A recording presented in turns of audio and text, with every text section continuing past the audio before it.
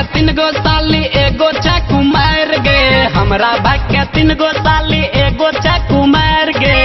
दोसर खेलायर छत्ता तेसर चाची नार गे। दोसर खेलायर छत्ता तेसर चाची नार गे। हमरा भाई के 3 गो साली एगो चाकू मार गे। हमरा भाई के 3 गो साली एगो चाकू मार गे।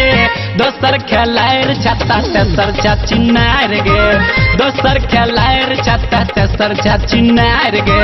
दोसर खेलायर छत्ता तेसर चाची नार गे।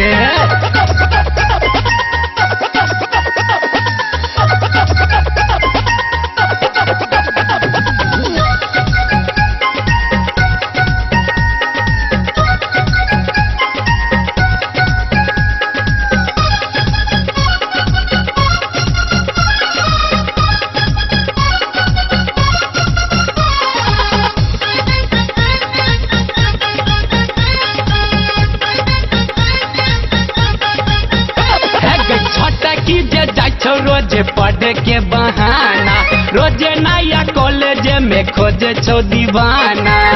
तोरा किए फटे छो?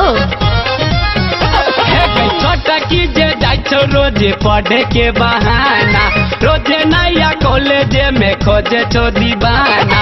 बड़की घूम सोनपुर ता मझली सिपौल गए। बड़की घूम सोनपुर ता मझली सिपौल गए। दोसर खेलायर छोटा तेसर छौ चिन्नार गे। दोसर खेलायर छोटा तेसर छौ चिन्नार गे। दोसर खेलायर छोटा तेसर छौ चिन्नार गे।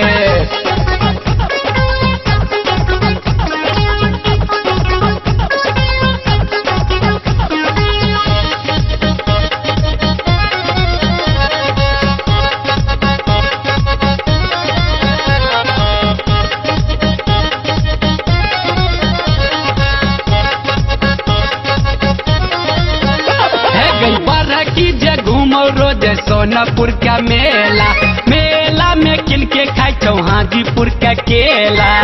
तो तूहे कौन कम छिही? की जे घूम रोज सोनपुर का मेला, मेला में किन के खाई छौ हाजीपुर का केला। रंजित का एटीएम से निकल ले छौ पाए गए।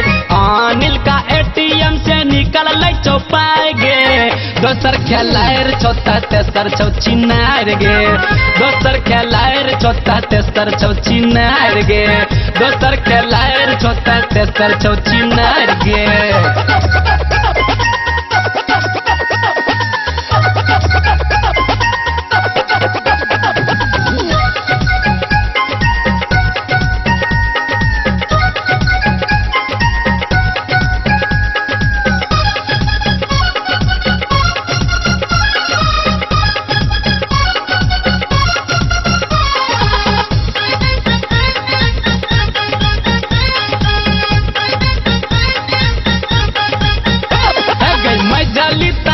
सनिया मिर्जा जका चकमा, इंदा लाबा के देखबो ई रोजे रोजे चकमा। तो तोरा बाप के की जाय छो? मझली पे लगबो सनिया मिर्जा जका चकमा, इंदा लाबा के देखबो ई रोजे रोजे चकमा। शंकर दीवाना के ता दिल में उठौ ज्वार गए। शंकर दीवाना के ता दिल में उठौ ज्वार गे। दोसर खेलायर छोटा तेसर छौ चिन्नार गे।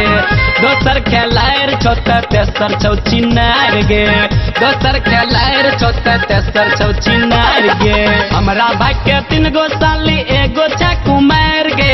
हमरा भाई के 3 गो साली एगो चाकू मार गे। दोसर खेलायर छत्ता तेसर चाची नार गे।